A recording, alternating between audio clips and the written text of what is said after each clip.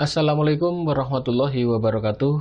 Berjumpa lagi dengan channel Edi Prayitno, Braha Mu'alaf, dan Menachem Ali Official.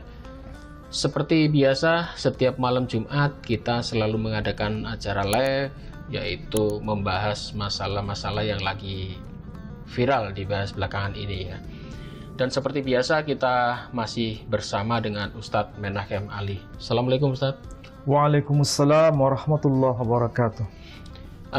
Ini kita akan membahas soal Timur Tengah ini Pak Ali. Seperti kita ketahui bersama bahwa sekarang mata dunia ini tertuju ke sana. Masalah gejolak antara Palestina dan Israel. Mau tidak mau sering ini dibawa ke ranah agama juga. Palestina seakan-akan ini milik Islam, kemudian Israel milik Yahudi. Kemudian kalau kita kembalikan kepada keturunan Nabi kita Muhammad, ini kan berasal juga dari keturunan Nabi Ibrahim. Mau tidak mau juga kita pasti ada ketersambungan dengan sejarah Yahudi ini, yaitu dari Ibrahim, kemudian anaknya Ismail dan Ishak. Sementara Ismail juga mempunyai keturunan, yaitu dari yang akhirnya nanti memperanakan Bani Arab dan sekitarnya. Ishak juga mempunyai keturunan yang nanti akhirnya memperanakan dari keturunan Israel yang sekarang lagi ramai kita bahas ini, yang lagi dibahas ini. Ini menurut Pak Ali bagaimana ini?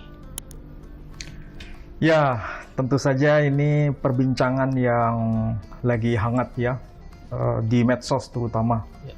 Ketika bicara mengenai dua bangsa yang saling berseteru, kedua bangsa yang saling berebut wilayah, bahkan kita yang jauh dari wilayah konflik itu juga turut membahasnya. Ada yang membahas secara emosional, ada yang membahas secara akademik.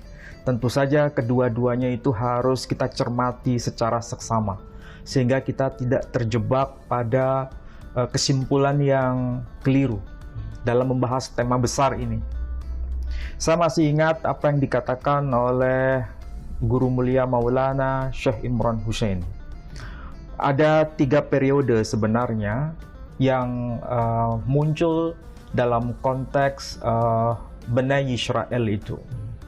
Yang pertama, apa yang disebut sebagai Pax Britannica. Kemudian berlanjut dengan Pax Americana. Dan sekarang sudah masuk fase ketiga yang disebut sebagai Pax Judaica. Tentu Pak Edi kebingungan juga, apa itu maksudnya? Itu, ya.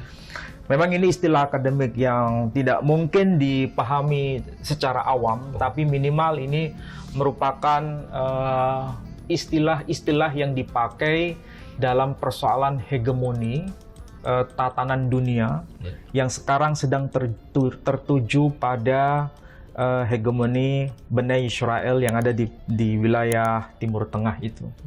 Tapi saya tidak akan membahas itu secara detail karena nanti terlalu akademik. Kita akan coba membahasnya dari sisi Al-Quranul Karim dan juga dari sisi Alkitab, bagaimana itu memberikan informasi kepada kita dari informasi yang paling basic, paling dasar. Kita mulai dari pembahasan Al-Quran dulu. Di dalam Al-Quranul Karim ada ayat yang termaktub dalam surah Ibrahim. Itu surah yang ke-14. Ya. Surah Ibrahim, surah ke-14, ayat yang ke-39, disebutkan ayatnya berbunyi demikian. Bismillahirrahmanirrahim. Alhamdulillahilladzi wahabali 'alal kibari Ismaila wa Ishaqa. Inna rabbi lasami'ud du'a. Kalau diterjemahkan dalam bahasa kita secara harfiah, segala puji bagi Allah yang menganugerahkan kepadaku di masa yang sangat tua, yakni Ismail dan Ishak. Sesungguhnya Tuhanku maha mendengar atas doa yang dipanjatkan. Jadi ini ada informasi penting. Nama surahnya Ibrahim yang mengungkapkan doa di hadapan Tuhannya, ucapan syukur kepada Tuhannya, yakni Ibrahim sendiri dengan ungkapan segala puji bagi Allah yang menganugerahkan kepadaku di masa yang sangat tua. Anugerah apa itu? Ismail dan Ishak. Urutannya Ismail dan Ishak. Jangan dibalik. Sementara kalau kita lihat dari perspektif Alkitab atau Bible, atau saudara kita di Timur Tengah yang Kristen menyebutnya Alkitabul Muqaddas, atau disebutkan di dalam The Holy Bible yang versi bahasa Inggris juga sama. Di 1 Tawarikh pasal pertama ayat yang ke-28, 1 Tawarikh pasal pertama ayat 28, ada informasi yang message-nya itu sama, pesannya sama, tetapi hal yang menjadi penanda itu berbeda. Dibalik ya. Kalau bahasa Pak Edi dibalik gitu ya. Di situ disebutkan Bnei Avraham, Yitzhak wa Ismail. Bukan di sini. 1 Tawarikh pasal 1 ayat 28. Nah, coba lihat 28. Anak-anak Abraham ialah Ishak dan Ismail. Tapi ayat 29, inilah keturunan mereka. Anak sulung Ismail ialah Nebayot, lalu Kedar, Adbeel, Mibsam, Mishma, Duma, Masha, Hadad, Tema, Yetur, Nafis, dan Kedma. Mereka itulah anak-anak Ismail. Kalau kita lihat antara ayat 28 dengan 29, ini ada perbedaan orientasi pesan. Dia 29 menjelaskan nama-nama keturunan Ismail secara detail. Kita tidak menemukan di sini anak-anak Ishak di urutan ayat 29, tapi anak-anak Ishak diletakkan dia 34. Abraham memperanakan Ishak. Anak-anak Ishak ialah Esau dan Israel. Jadi anak-anak Ismail dulu disebutkan, baru kemudian anak-anak Ishak. Tapi dia 28 anak-anak Abraham ialah Ishak dan Ismail. Iya. Coba perhatikan di sini ya. Berarti Ishak dulu, baru kemudian Ismail. Kalau logika sederhana, setelah menyebutkan Ishak kemudian Ismail, baru kemudian menyebutkan anak-anak Ishak. Setelah itu baru anak-anak Ismail. Tapi di sini dibalik. Menyebutkan anak-anak Ismail dulu, baru kemudian anak-anak Ishak. Padahal pada ayat 28, anak-anak Abraham ialah Ishak dan Ismail. Ishak diletakkan di depan. Kenapa bisa seperti ini? Kalau bahasa Ibrani-nya jelas, Bnei Avraham, Yitzhak wa Ismail. Anak-anak Ibrahim itu ialah Ishak dan Ismail. Jadi ada kesan terbalik di situ. Apakah itu kesan terbalik atau memang sengaja dibalik? Saya tidak mau menjustifikasi itu. Tapi yang jelas inilah fakta teks yang kita bisa baca. Ya. Tapi minimal kita bisa interpretasi. Artinya apa? Kalau Ishak diletakkan di depan, Ismail diletakkan di belakang. Ini bukan sekedar urutan kelahiran. Maksudnya ini bukan merujuk pada urutan kelahiran, tapi merujuk pada urutan kemuliaan nasab di sini. Tapi kalau di Quran itu bukan merujuk pada urutan kemuliaan nasab, tapi urutan kelahiran saja. Karena dalam Al-Quran tidak ada informasi yang memisahkan antara Ishak dan Ismail sebagai mana yang lebih mulia, mana yang tidak mulia. Tidak ada konsep seperti itu. Tapi minimal dari sini kita bisa dapatkan informasi Ismail diakui sebagai putra Abraham. Salah satu di antara dua putra Abraham yang paling utama. Meskipun Abraham juga punya anak-anak yang lain dari Ketura. Makanya disebut Gundi Abraham. Perempuan itu melahirkan Zimran, Yoksan, Medan, Midian, Ishbak, dan Suwa. Dan seterusnya termasuk Sheba dan Dedan. Ya. Ini tidak disebut sebagai anak Abraham, tapi disebut sebagai anak Ketura. Bnei Ketura, bukan Bnei Avraham. Yang disebut Bnei Avraham, anak-anak Abraham, hanya Ismail dan Ishak. Jadi nampaknya, apa yang disebutkan Quran itu bukan sekedar klaim sepihak, Pak Edi. Ini pelajaran untuk kita. Apapun yang dikatakan Quran itu bukan pokoknya kita harus percaya. Bukan begitu. Allah mengajarkan kepada kita. Allah Subhanahu wa Ta'ala mengajarkan kita, ini firman Allah Subhanahu wa Ta'ala, tetapi bisa dikonfirmasi dengan dokumen di luar Quran. Bukti internal ini dikuatkan dengan bukti eksternal. Buktinya, surah Ibrahim ayat 39 mengenai anak-anak Ibrahim, di luar dokumen Quran juga disebutkan. Ada dokumen pembandingnya. Alkitab menyebutkan anak-anak Abraham ialah Ishak dan Ismail meskipun dibalik urutannya. Tapi minimal ini merupakan sebuah bukti bahwa Quran bukan klaim sepihak, tapi ada dokumen pembanding. Ada dokumen lain, dokumen eksternal. Nah, hal yang sama ini juga menarik. Kita lihat coba ya, di dalam Al-Quran, surah Al-Baqarah. Surah Al-Baqarah itu surah yang kedua. Ayat yang ke-128, ya, ayat ke-128. Silakan dicek dulu Pak Edi. Yang terjemahan Indonesia boleh dibaca. Nanti saya cek yang versi bahasa Arabnya. Al-Baqarah ayat 128.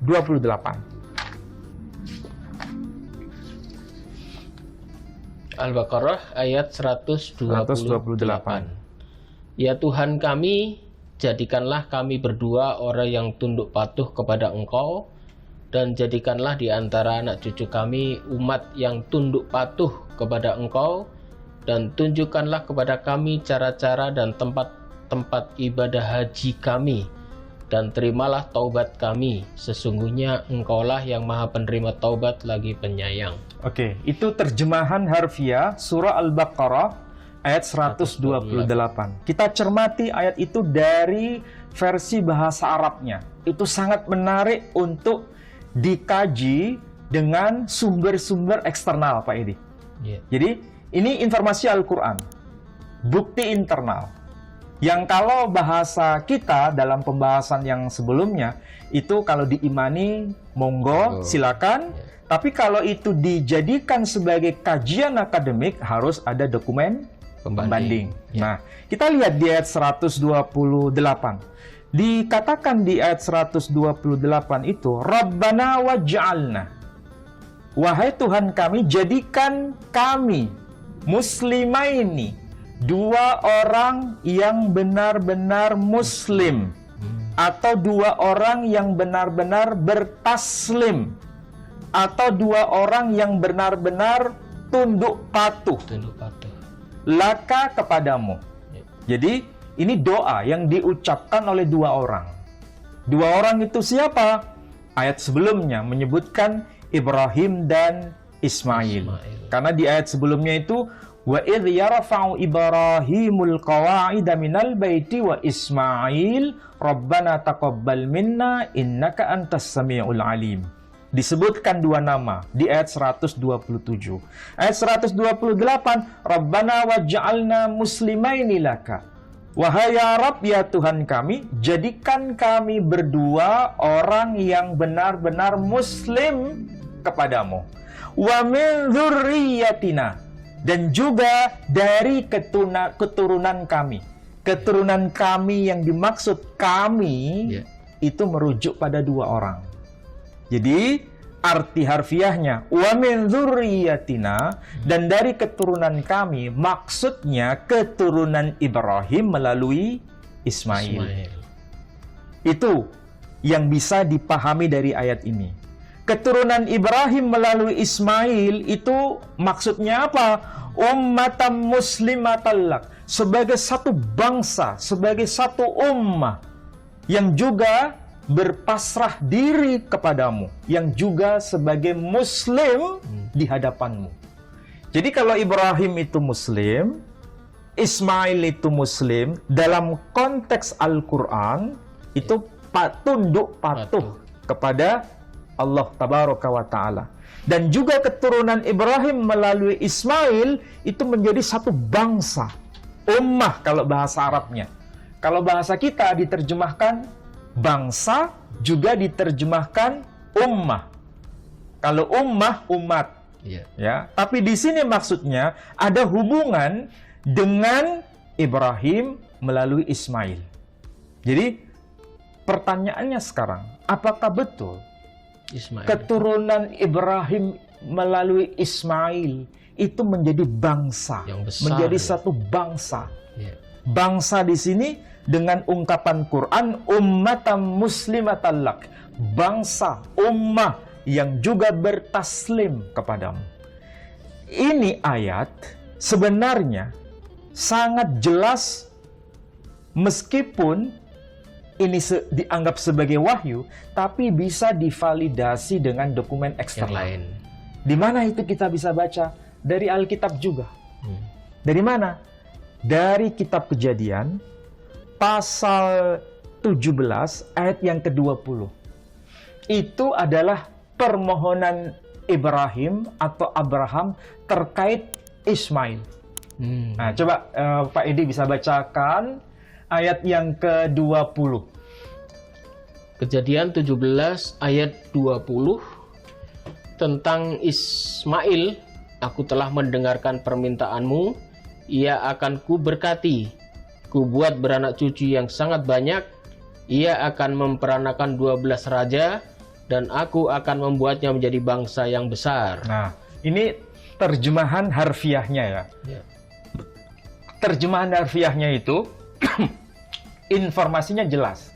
Ini adalah ungkapan doa munajat Ibrahim terkait mengenai pribadi Ismail.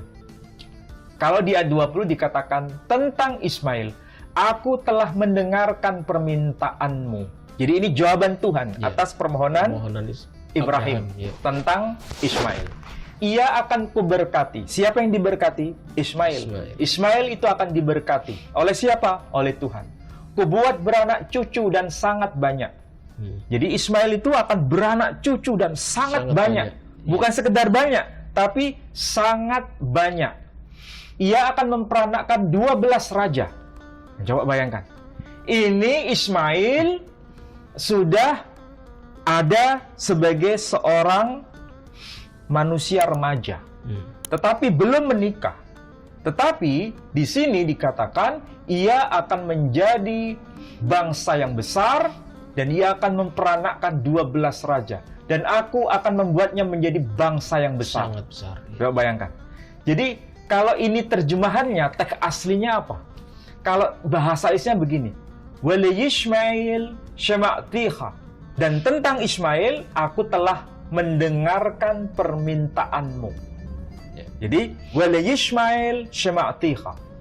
Dan tentang Ismail, aku telah mendengarkan permintaanmu. Uberechti oto, aku akan memberkati dia. Wahirbaiti oto, dan aku akan memperbanyak cucu-cucunya. Kalau secara harfiah begitu. Kalau diterjemahkan di sini, aku akan membuat beranak cucu dan sangat banyak. Bemeot meot, senem asyar nesim, 12 raja. Bahkan ditutup dengan kata kunci legoy gadol, menjadi satu bangsa yang besar. Jadi itu bahasa Ibraninya. Tapi dalam bahasa Arabnya, terjemahan bahasa Arabnya, bangsa yang besar itu bahasa Arabnya ummah azimah. Bahasa Arabnya, kita lihat di dalam Alkitab bahasa Arab itu, bangsa yang besar, teks Arabnya ummah azimah. Itu bisa dicek dalam Alkitab berbahasa Arab. Tapi di sini ada kesamaan dengan Al-Quran. Kalau di Quran disebutkan ummah muslimah, ya. Kalau dalam Alkitab bahasa Arab ummah azimah. Arti harfiahnya sama, bangsa yang besar atau bangsa yang juga bertaslim kepadamu. Jadi konteksnya sama. Artinya apa? Yang dikatakan Quran itu bukan sesuatu yang sifatnya hanya klaim sepihak, tapi ada dokumen pembanding yang rujukannya sama. Siapa itu Ismail? Dia anak Abraham. Dia akan menjadi bangsa yang besar, beranak cucu sangat banyak, dan akan melahirkan 12 orang raja.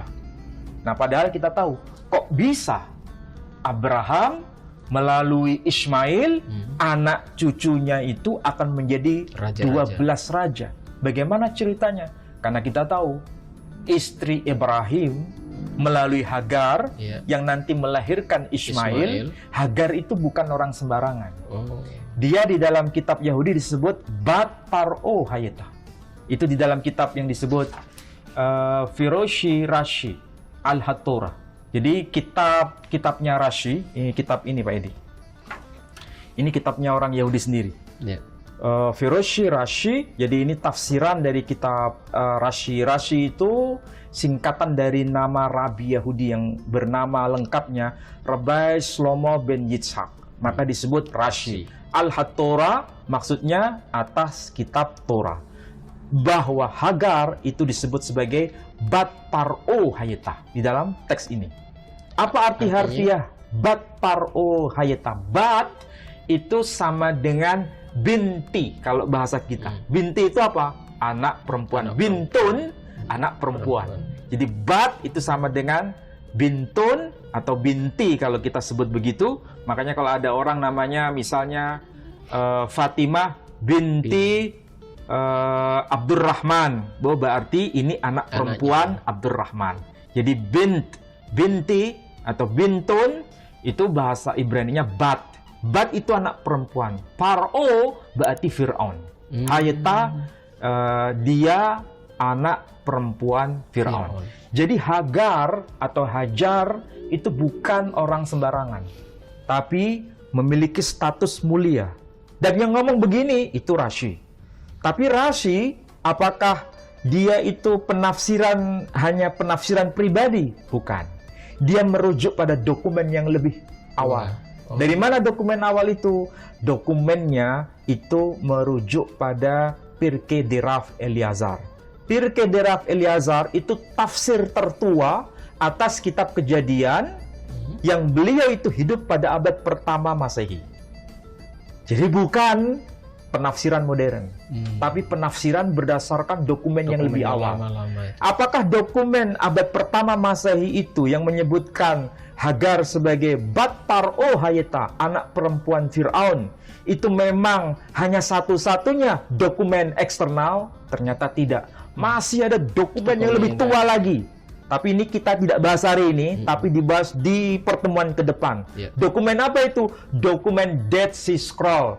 Apa itu Dead Sea Scroll? Naskah-naskah Laut Mati atau manuskrip Laut Mati yang ditemukan usianya itu abad ketiga sebelum Masehi.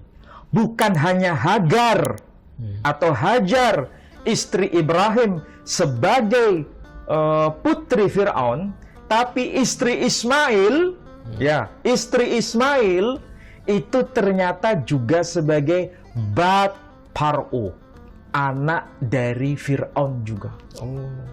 Namanya siapa? Oh, nanti ini heboh Pak Edi. Tapi saya bocorkan aja ya. Nanti dokumennya menyusul karena pembahasan kita nanti lebih rigid. Namanya siapa istri Ismail itu? Yang dari Mesir itu namanya adalah Fatimo. Oh, Fatimo. Bukan Fatima ya. Fatima itu bahasa Arabnya. Tapi dalam bahasa teks Dead Sea Scroll Fatimo. Jadi namanya mirip. Iya. Dan saya punya kesimpulan itu sebenarnya nama Fatima itu bukan asli bahasa Arab, tapi istilah non-Arab, istilah ajam yang diarabkan. Dan itu dilestarikan dari satu generasi ke generasi berikutnya. Ya. Itulah sebabnya nanti anak-anak Ismail juga sebagai raja. Karena dia bukan keturunan orang sembarangan, dia keturunan dari Bat Paro Hayeta. Dari kalau di Indonesia itu berdarah biru itu. Kalau bahasa kita sama dengan darah biru. Iya. Dari Mesir, dari kerajaan Mesir. Soalnya gini Pak Ali. Soalnya untuk orang-orang non-Muslim itu selalu memojokkan Ibu Hajar ini. Dia dituduh sebagai ibu budak, tidak layak di sisi Tuhan. Abraham itu harusnya dengan istri sah. Sementara Hajar atau Ibu Hajar itu adalah posisi sebagai budak. Itulah sebabnya mereka mengatakan bahwa perjanjian itu hanya untuk Ishak, bukan untuk Ismail. Padahal di sini disebutkan ternyata perjanjian. Waktu itu kan Tuhan membuat perjanjian dengan Nabi Ibrahim yang disahkan atau dipatenkan dengan sunat itu kan ya. Bahwa nanti anak-anakmu akan kuberkati, bahkan ada pembagian wilayah itu ya. Anak Ismail menguasai daerah mana lupa saya tempatnya Asyur. Dari Syur sampai ke kawasan Hawila sampai ke kawasan Asyur. Asyur itu yang dikuasai orang Muslim saat ini. Ya, bukan dikuasai, memang itu menjadi tanah yang disebut sebagai tanah warisan yang memang sudah dinas dalam Alkitab untuk keturunan Ismail. Jadi Ismail dan keturunannya itu mendiami kawasan dari Sur menuju ke kawasan Hawilah sampai ke kawasan Asyur. Ya. Apa yang disebut sebagai kawasan Hawilah, kalau bahasa saya yang sekarang ini itu ada riset Pak Edi. Nanti bukunya itu akan terbit di Pustaka Al-Kausar Jakarta. Itu saya sudah berikan informasi lengkap. Hawilah itu adalah kawasan yang disebut kawasan di Saudi Arabia. Itulah Hawilah. Kemudian Asyur itu kawasan Mesopotamia. Makanya ada penanda Sungai Tigris namanya. Itu kawasan yang didiami oleh keturunan Ismail. Jadi sebenarnya wilayah yang didiami oleh keturunan Ismail itu lebih besar, lebih luas. Karena apa? Ada 12 raja dan keturunannya sampai pada masa yang setelah mereka. Oh iya Pak Ali, tadi kita singgung-singgung soal Asyur ya. Saya teringat ini 12 suku Israel itu yang 10 suku itu Israel kan nanti pecah setelah Nabi Sulaiman. Satu Israel Utara, satunya Israel Selatan. Yang utara ini adalah di daerah apa itu yang dikuasai oleh Samaria, betul. Yang dikuasai oleh 10 suku ini. Yang di akhir-akhirnya nanti 10 suku ini kan dibuang ke Asyur ya, karena diserang oleh Asyur. Kemudian sampai hari ini pun 10 suku itu pun hilang, itu menurut sejarah Israel ya. Kemudian yang ada saat ini hanya yang Israel dua suku tadi, Benyamin dan Yehuda, yang sekarang lagi rame itu dari suku Yahudi.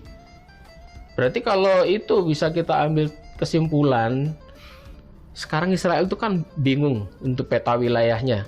Bahkan mau mencaplok ke Palestina, jalur Gaza dan sebagainya. Bahkan awal-awal dulu, 2 Israel yang besar itu pun sempat diusir semua.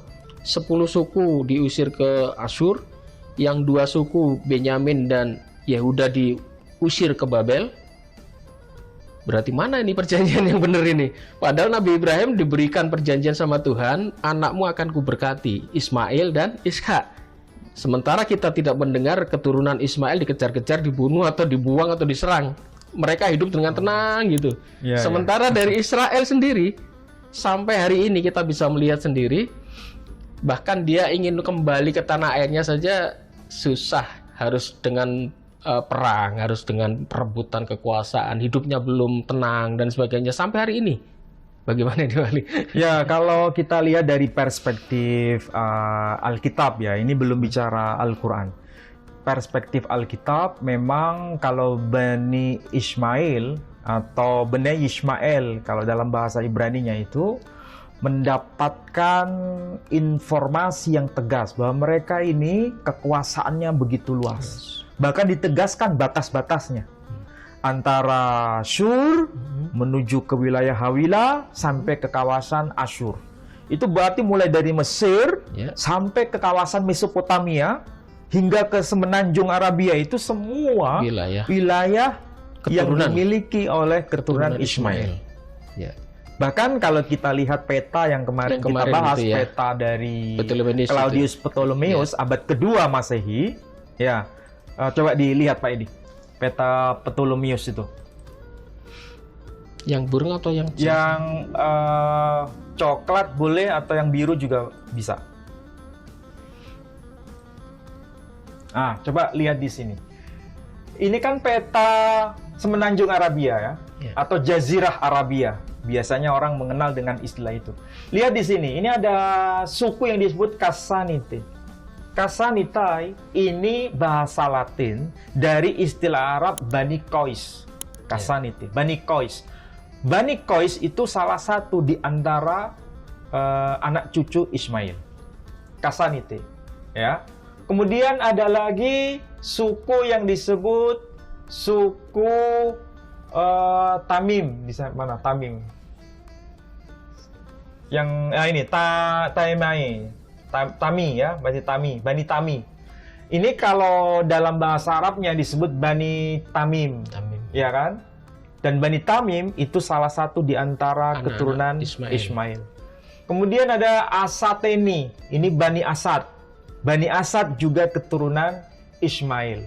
Jadi, kalau kita lihat dari sisi peta ini saja, membuktikan keturunan Ismail itu menyebar ke kawasan ini.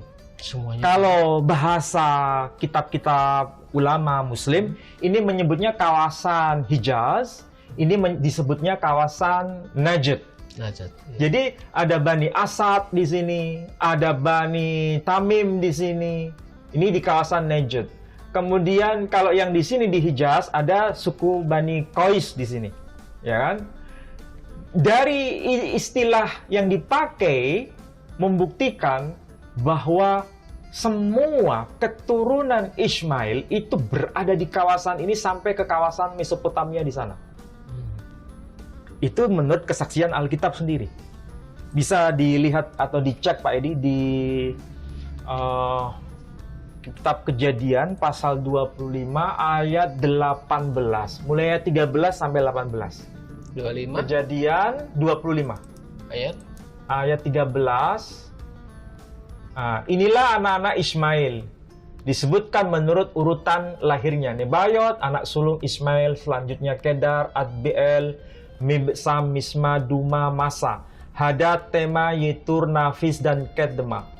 Itulah anak-anak Ismail dan itulah nama-nama mereka menurut kampung mereka, ya kan? Dan menurut perkemahan mereka. 12 raja.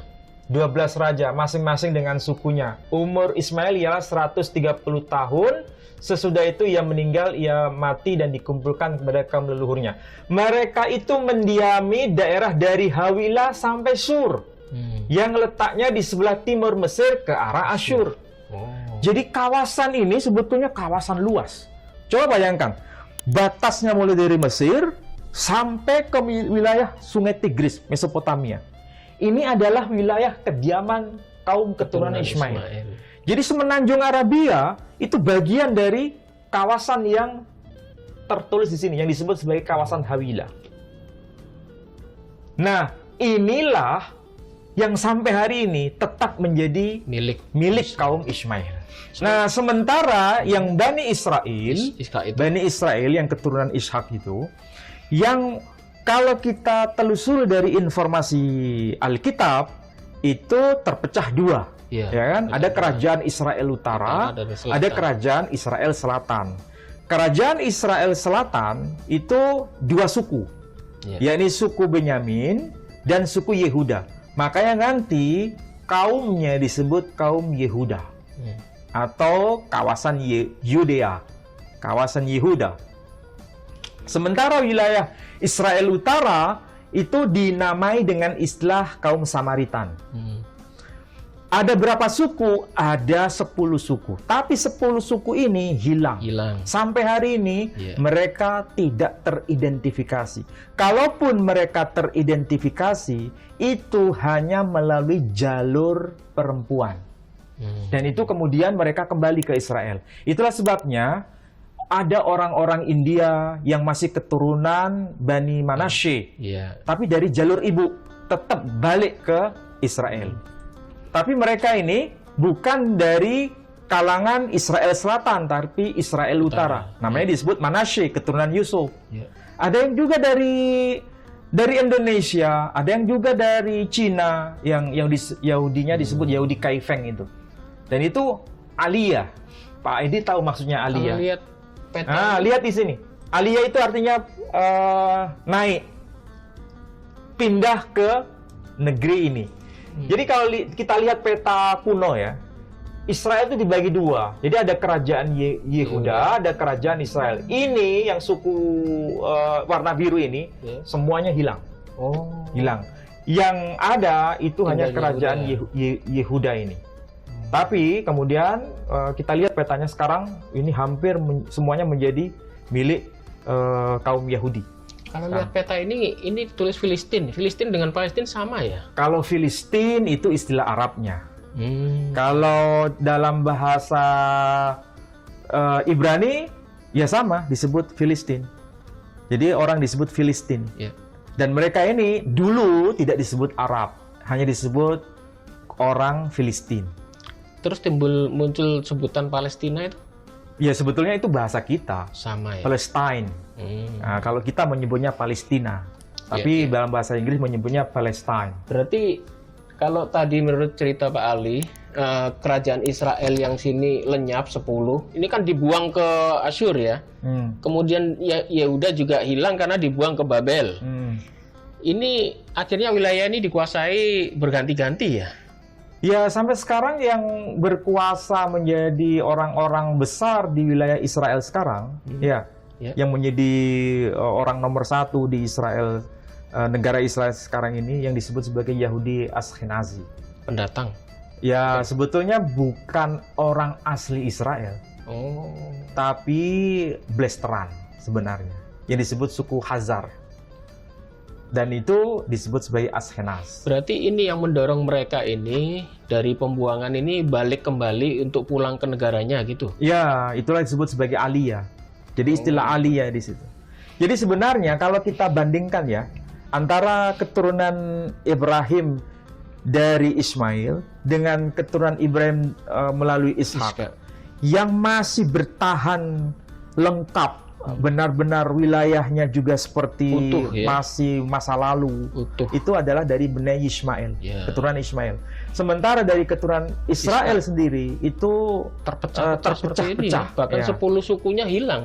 Makanya disebut Yahudi diaspora yang tersebar kemana-mana, tersebar bahkan kemana-mana. katanya ada sampai ke Indonesia, Iya, bukan hanya sampai ke Indonesia dalam arti secara luas, India juga. tapi sampai ke Papua. Papua juga. Iya, jadi ada orang-orang Yahudi Papua yang sebenarnya itu menurut pengakuan mereka sendiri yang diturunkan dari generasi-generasi sebelumnya, itu mereka adalah komunitas Yahudi yang diaspora tadi. Bahkan dari Cina juga ada Fustun, itu katanya keturunan dari diasporanya Israel juga. Sekarang disebut dengan Yahudi Kaifeng.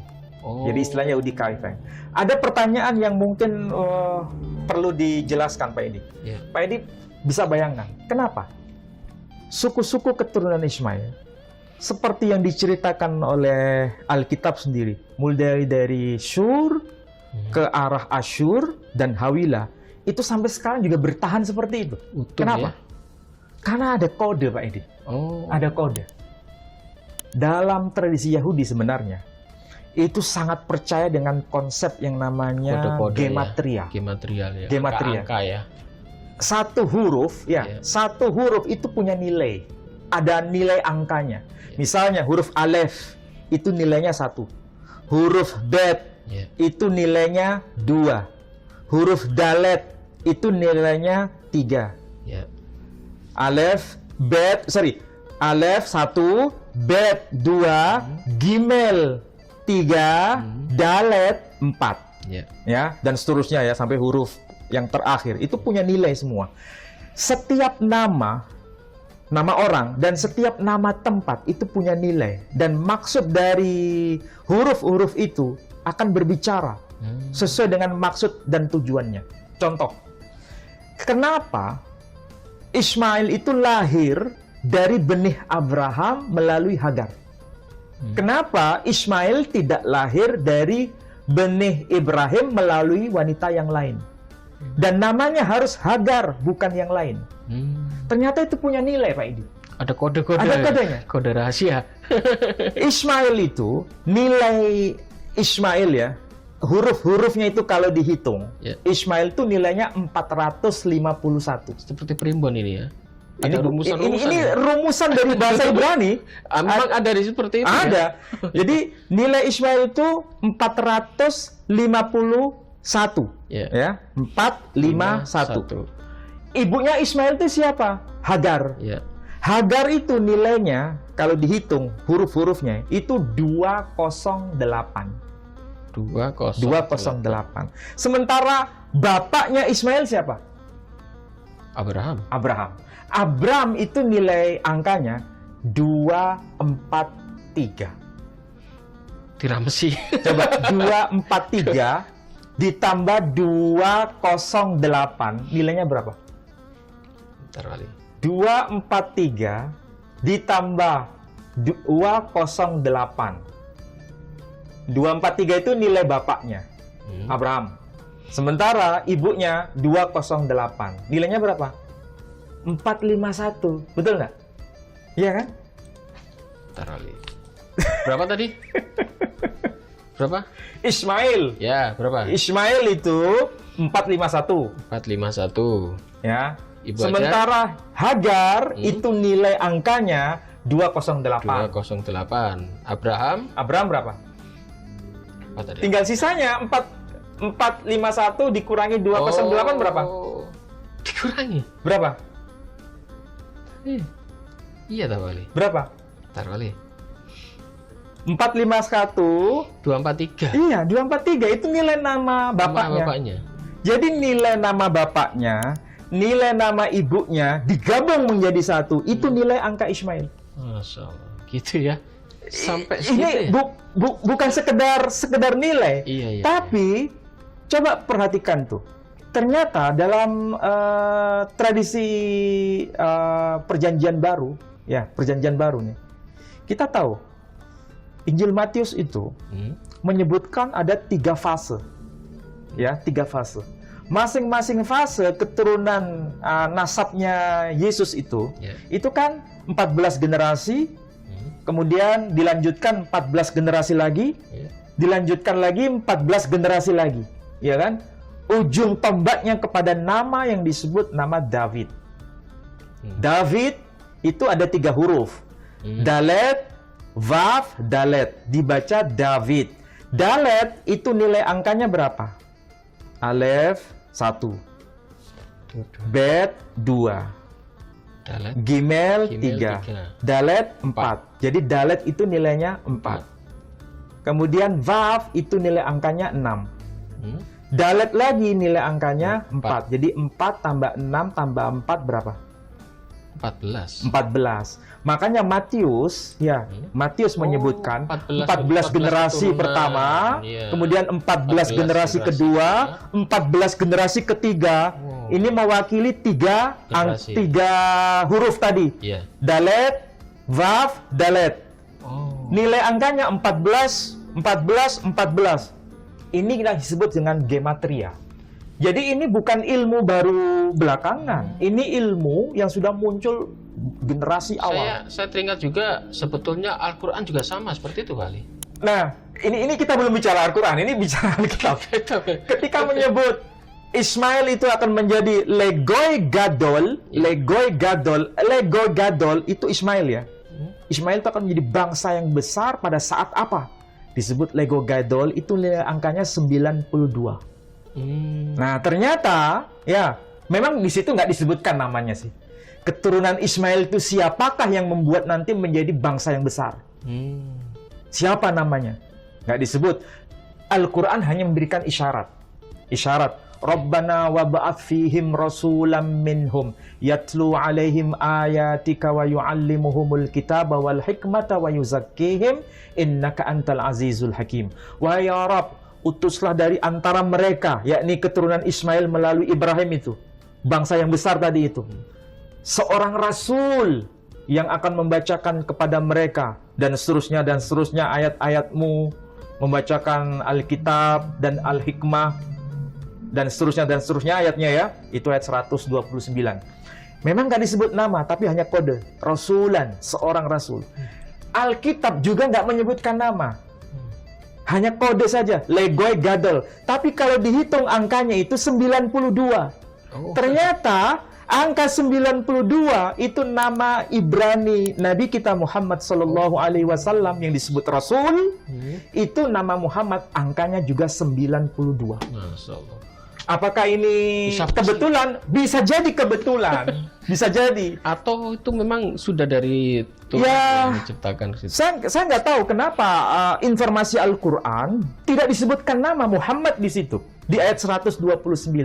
Hanya disebutkan Rasulam minhum, seorang rasul dari kalangan mereka. Dari ummah. Muslimatan lak, ummah yang bertaslim kepadamu. Itu keturunan Ibrahim melalui Ismail. Hanya Rasul saja. Namanya siapa nggak disebut. Tapi semua ulama sepakat bahwa itu yang dimaksud adalah Muhammad SAW. Sedangkan Legoi Gadol memang nggak disebut nama. nggak disebut nama. Tapi kalau dilihat dari angkanya, itu ekuivalen.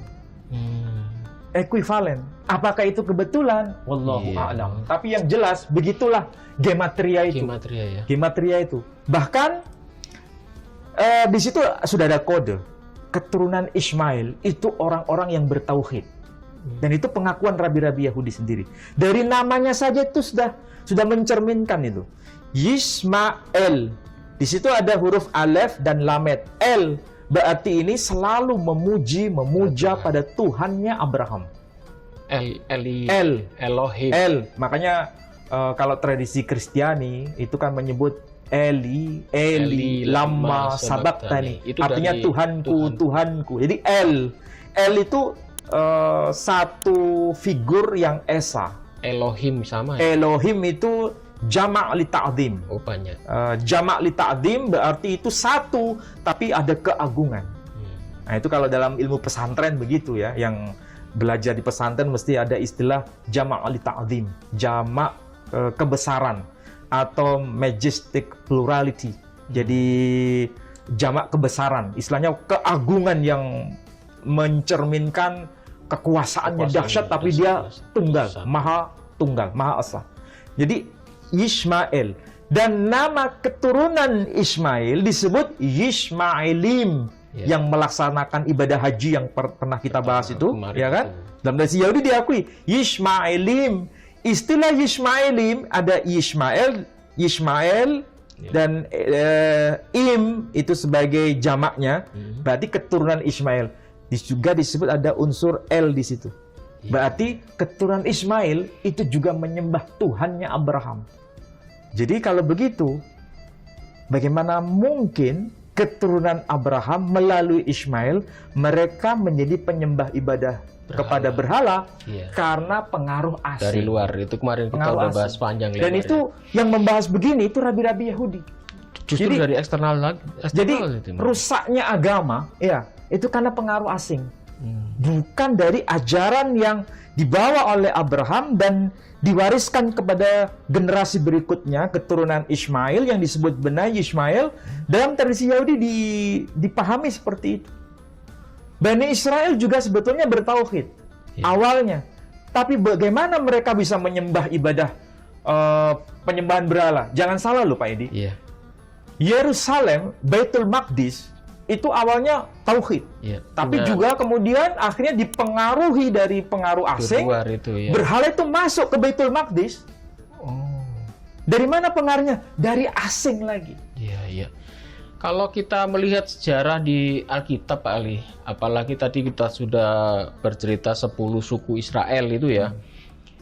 Itu kalau kita lihat sejarahnya setelah Nabi Sulaiman, Nabi Salomo, pengganti-penggantinya ini kan ada beberapa raja itu kan menyembah Baal, menyembah berhala. Bahkan di Israel Utara itu mereka mendirikan kuil penyembahan pada dewa-dewa. Berarti itu budaya itu masuk dari luar juga ya? Iya, jelas. Jangankan pada masa Salomo, pada masa Nabi Ibrahim, pada masa Nabi Musa sendiri. Nabi Musa waktu masih naik ke Gunung Sinai menjabat sebagai rasul di tengah-tengah bangsa Israel ketika ditinggal ke puncak Gunung Sinai, itu kan diwakilkan kepada saudaranya yakni Nabi Harun. Kenapa bisa terjadi penyembahan patung sapi? Karena pengaruh dari asing, bukan dari bangsa Israel. Bukan dari Harun itu waktu itu. Bukan dari Harun. Cuma versi Quran menegaskan itu pengaruh dari asing, dari Samiri. Oh iya, dari Dan Samiri. itu bukan dari kalangan Bani Israel. Artinya apa? Kesimpulan sederhana. Sebenarnya Abraham itu mewariskan iman yang sama, baik kepada keturunan Ismail maupun keturunan Ishak. Ismail mewariskan iman Abraham atau iman Ibrahim, keyakinan iman Ibrahim kepada keturunannya terus. Begitu juga Bani Israel. Tapi karena pengaruh asing, akhirnya mereka terpedaya mengikuti jejak itu. Tapi bukan semua, terbelah. Ada yang tetap setia dengan ajaran Ibrahim atau Abraham, ada yang menyimpang. Quraisy juga begitu, terbelah dua. Ada yang tetap beriman pada agama Abraham yang disebut agama Hanif, Sementara ada yang menyimpang pada penyembahan berhala. Ya. Tapi awalnya dari mana? Dari luar ya. Dari luar, pengaruh asing. Kalau kita melihat sejarah Israel ini menarik, soalnya apa? Kemarin kita melihat perpecahan utara ini ya, kerajaan Yehuda dan Israel di Samaritan ya. Samaritan ini itu di akhir-akhirnya itu kan diceritakan di dalam Alkitab Tuhan itu marah karena mereka menyembah kepada Baal, akhirnya mereka diperbudak, bahkan terusir, bahkan 10 suku itu sampai hilang. Demikian juga dari Yehuda. Akhirnya kan itu nanti terakhir-terakhirnya juga mereka terperdaya dengan penyembahan berhala juga. Ya, sebetulnya bukan hanya pada penyembahan berhala, mereka itu tersebar dan menjadi diaspora. Ya. Kita lihat berhala ini kan memang secara fisik ya, ada bentuk patungnya. Tapi juga orientasi hidup yang bukan hanya kepada Hashem, bukan kepada Dia yang Maha Mutlak untuk sebagai pengabdian hidup, tapi kepada bentuk materi-materi yang lain. Bahkan penolakan kepada Rasul itu mengancam mereka terdiaspora. Pak Edi harus tahu, pada saat Nabi Isa alaihissalam atau Yesus Kristus diutus di muka bumi, Bani Israel menerima dia sebagai nabi atau tidak? Tidak menerima. Tidak menerima. Bahkan dianggapnya sebagai anak zina. Anak zina. Ya, bukan saya mengatakan anak zina, Pak Edi. Lagi nanti. Tapi yang mengatakan demikian itu kitab Talmud, Talmud Bavli menyebutkan itu. Cuma nggak perlu saya bahas di sini kan. Nanti ada waktu lagi ya. Dikupas pada sesi-sesi yang lain. Tapi yang jelas bahwa apa yang dikatakan Quran itu hanya mengkonfirmasi saja bahwa itu bukan pernyataan Quran, tapi Quran itu mengkonfirmasi bahwa dia disebut sebagai anak zina. Ya, bukan saya. Ketika Isa Al-Masih atau Jesus Christ atau Yehoshua HaMashiach itu menjadi nabi, menjadi rasul, wa rasulan ila bani Israel kalau dalam bahasa Quran. Apakah orang-orang Israel menganggapnya sebagai nabi? Tidak. Padahal dalam Al-Quran dia berkata, menurut versi Quran ya, ya bani Israel, inni Rasulullah ilaikum. Wahai bani Israel, aku ini seorang rasul bagi kalian. Itu dalam kitab Quran surah As-Saff surah 61 ayat yang ke-6. Dalam Alkitab juga begitu. Dia mengaku sebagai seorang Hasaliyah. Hasaliyah itu utusan Tuhan. Hasaliyah ledonai, utusan Tuhan le Bani Israel, kepada Bani Israel. Dia ketika ditolak apa yang dikatakan oleh Nabi Isa sendiri. Ini kesaksian dari Injil dalam kitab Perjanjian Baru. Kalau bahasa sederhananya begini. Aku merindukan kalian seperti induk ayam menghimpun anak-anaknya. Tetapi kalian menolak aku. Saksikanlah wahai Bani Israel, wahai anak-anak Israel, tidak ada satupun bata yang tersusun ini akan ada pada tempatnya. Itu ketika bicara apa? Dia bicara mengenai Baitul Maqdis. Nanti akan hancur bait suci ini. Padahal saat beliau hidup itu sangat megah, sangat megah. Peninggalan lebih megah daripada bangunan Haikal Sulaiman yang pertama. Ini bangunan Haikal yang kedua dibangun oleh Herodes. Itu lebih besar, lebih megah. Ada serambi Salomo sendiri. Besar sekali Pak Edi. Akhirnya malah dihancurkan. Tapi ketika sumpah Nabi Isa itu nabi terakhir Pak Edi. Iya. Tapi jangan titik, itu koma. Masih koma. Nabi terakhir bagi orang Israel, dari kalangan Bani Israel. Setelah beliau tidak ada lagi nabi dari kalangan Bani Israel. Dia nabi yang paling pamungkas di antara Bani Israel. Karena dia tetap ditolak, maka bangunan suci itu menjadi hancur luluh lantak, kecuali hanya tembok ratapan yang ada sedikit itu. Bahkan waktu itu Yesus juga mengatakan, aku diutus kepada bangsa Israel yang terhilang itu karena 10 suku itu sudah hilang.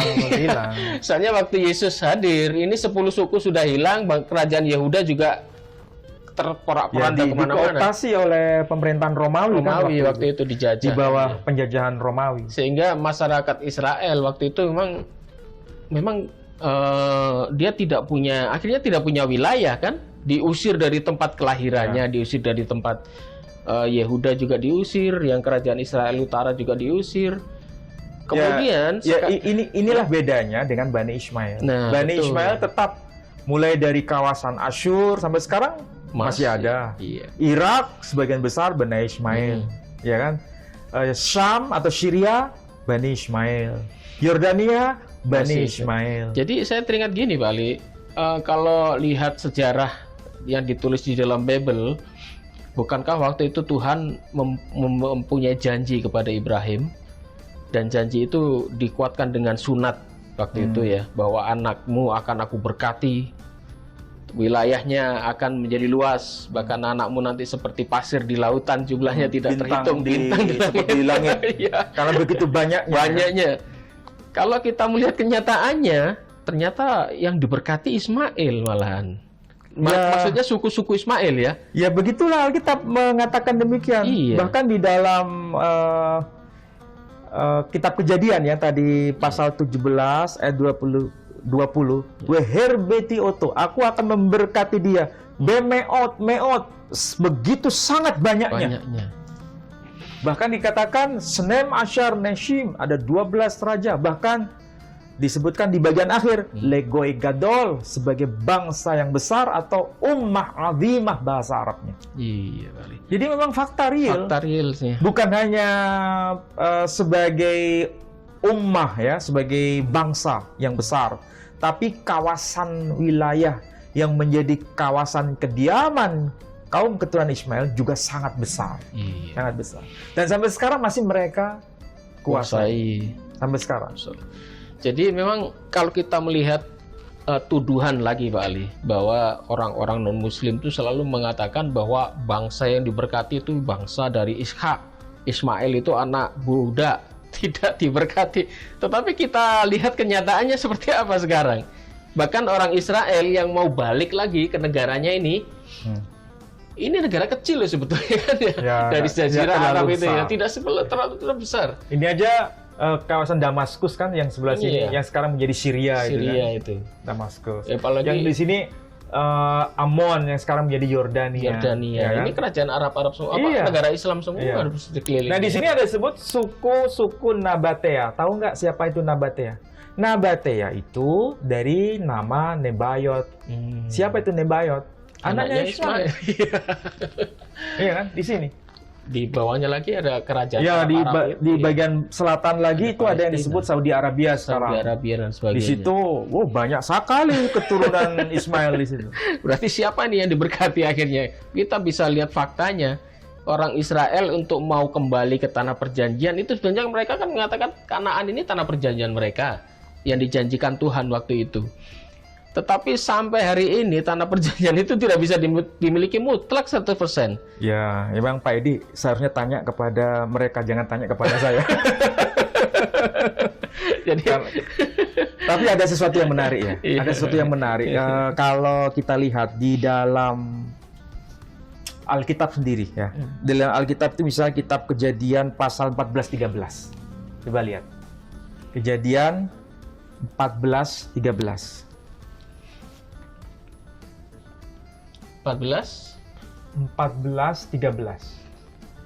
Kemudian datanglah seorang pelarian dan menceritakan hal ini kepada Abram, orang Ibrani itu, yang tinggal dekat pohon-pohon terbantin kepunyaan Mamre, orang Amori itu, saudara Eskol dan Aner, yakni teman-teman sekutu Abram. Nah, Pak Edi kalau mencermati, di sini ada penyebutan nama tokoh yang disebut Abram. Ya. Abram. Istilah Abram ini nama dari tokoh yang kita kenal, yakni Abraham.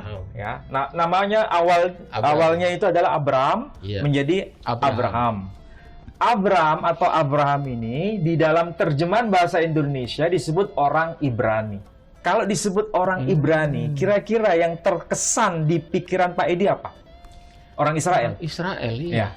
Iya kan? Iya. Yang terkesan orang Israel. Iya. Padahal kalau kita lihat terjemahan versi yang tertua, ya, bagaimana cara orang Yahudi memahami teks ini, itu bukan dalam konteks orang Ibrani, orang Israel, bukan begitu. Kalau biasanya yang kita dengar, oh Abraham itu orang Israel, Ibrani. Iya, orang Ibrani, bukan Ibrani. orang Arab, gitu kan? Bukan orang ya, apa namanya Muslim, Bukan gitu Muslim, kan? ya. Tapi yang jelas itu orang Israel, orang Ibrani. Ini coba lihat terjemahannya, Ayatnya. Abraham orang Ibrani. Oke, ini terjemahan bahasa Indonesia. Tapi dalam teks bahasa aslinya, Ya. teksnya itu tertulis Abraham Ha-Ivri. Ha-Ivri. Avram Ha-Ivri. Ha-Ivri. Ivri itu arti harfiahnya menyeberang. Oh. Ivri itu arti harfiahnya menyeberang. Ever, menyeberang. Makanya dalam teks Septuaginta itu kan teks perjanjian lama yang ditulis pada abad ke-5 sebelum Masehi. Itu terjemahan Yunaninya ditulis Abram ho perates. Abram ho perates. Arti harfiahnya Abram orang musafir. Oh, menyeberang atau musafir? Ya, Abram orang musafir atau orang perantauan. Perantauan. Jadi nggak ada kesan itu orang Israel, nggak ada kesan orang Ibrani, tapi orang perantauan, orang musafir. Soalnya kalau kita kembalikan ke sejarah, waktu Nabi Abraham ini ada, Ibrani itu kan belum muncul. Ya belum. Jadi konteksnya di sini jelas bukan merujuk pada identitas etnis, tapi merujuk pada identitas orang yang migrasi. Oh, berarti ada terjemahan yang salah nih, LA ini harusnya. Karena kalau kita merujuk pada teks Septuaginta, kita tanya kepada saudara-saudara kita yang Kristen, mau yang Katolik, Protestan, Jawi Wetan, GKJW, atau HKBP, Batak Protestan, atau yang Ortodoks. Kalau merujuk pada teks Septuaginta, itu pasti menjadi rujukan yang paling utama. Di antara yang lain. Ya kan? Makanya disebut Septuaginta. 7. Ya, 7 sarjana itu ya? 70 sarjana. Makanya LXX. Ya. Kalau itu menjadi rujukan paling utama, ternyata tidak merujuk pada identitas etnik. Malah disebutkan Abraham sang perantau, atau Abraham sang musafir, atau Abraham orang yang musafir. Makanya disebutkan Abram ho parates. Abram ho perates. Jadi bahasa Yunaninya Abram ho perates itu Abraham seorang pengungsi atau Abraham seorang perantau. Pengembara ya. Kalau kita hubungkan di kalimat ini sebetulnya ya nggak cocok ya. Harusnya memang. Kemudian datanglah seorang pelarian dan menceritakan hal ini kepada Abram. Orang itu mungkin orang yang merantau itu atau orang pelarian itu, migrasi itu yang dia tinggal dekat pohon-pohon terbantin. Kalau disebutkan Ibrani kan nggak disebutkan pohon-pohonnya. Jadi kalau tinggal dekat pohon-pohon itu kan berarti mengembara dia balik. Ya memang konteksnya itu bukan identitas etnik, Pak Edi. Tidak ada hubungannya dengan tidak di Ibrani, Abram orang Israel, atau Abram orang Yahudi, atau Abram orang Ibrani. Belum muncul Ibrani. Tidak ada kaitannya ke sana. Dalam tradisi Arab pun juga. Tradisi Arab itu Abraham atau Ibrahim itu, kalau ada saudara kita mengatakan, oh Ibrahim itu orang Arab, juga nggak benar. Abraham atau Ibrahim itu disebut musta'ribah, orang yang bukan asli Arab. Jadi sebetulnya yang salah siapa? Orang Arab mengklaim bahwa Ibrahim itu orang Arab, itu juga keliru. Orang Yahudi mengklaim bahwa Ibrahim itu orang Yahudi, orang Ibrani, itu juga keliru. Kalau keturunan Ismail baru ada keturunan Arab. Ismail disebut musta'ribah, orang yang dianggap Arab. Betul. Kalau bapaknya belum, bapaknya pasti. Nah, orang Jawa juga keturunan Ismail, Pak Edi. Cuma ini belum kita bahas. Nanti baiklah, saudara-saudaraku sekalian, menarik ini ya. Ternyata sudah terbongkar semua. Kenapa bangsa Israel sampai hari ini terlunta-lunta, bahkan dia mau kembali ke negaranya saja harus dengan susah payah, perang dan sebagainya yang tidak berhenti-berhenti mulai pasca Perang Dunia Pertama, Kedua, bahkan di akhir zaman ini pun dia masih ribut soal wilayah, padahal Israel tuh wilayahnya nggak besar, kecil ya. Beda dengan wilayah yang dikuasai oleh Bani Ismail. Dan mereka mulai zaman Nabi Ismail, keturunan 12 raja itu hidup tenang. Sampai hari ini mereka masih menguasai tempat yang sama, yang sesuai dengan dijanjikan Tuhan kepada Abraham. Jadi bisa diambil kesimpulan siapa sebetulnya dua anak ini yang diberkahi. Apakah Ismail atau Ishak? Fakta dan bukti-bukti sejarah yang menjawab. Baiklah saudara-saudaraku sekalian, saya ingatkan sekali lagi, yayasan kami, Yayasan Pembina Mu'alafah Tauhid, masih membutuhkan dana dari Bapak Ibu sekalian. Seperti kita ketahui, kita masih punya banyak cabang di luar pulau sana, ada di Kalimantan, ada di Papua, ada di Manado, di Makassar dan sebagainya.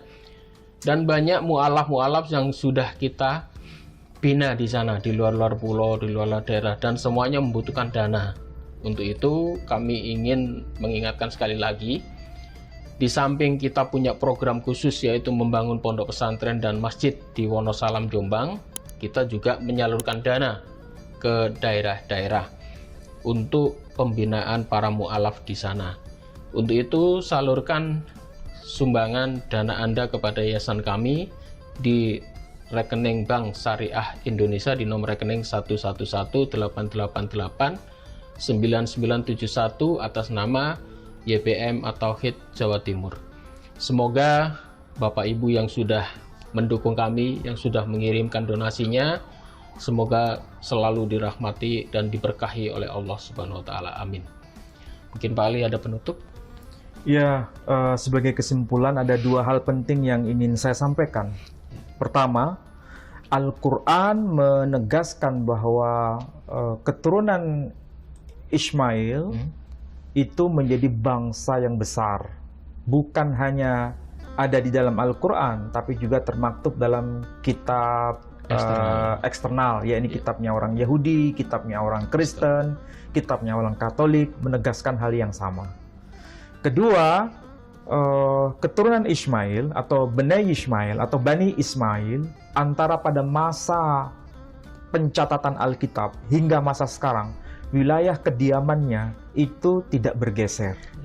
Mulai dari kawasan tepian sungai Nil di kawasan Syur hingga sungai Tigris, sungai Efrat di kawasan Irak atau Mesopotamia.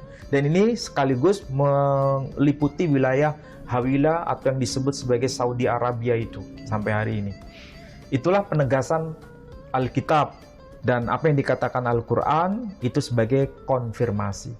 Jadi dalam konteks filologi memang benar-benar terbukti apa yang dikatakan Al-Quran itu bukan klaim sepihak, ada data pembandingnya.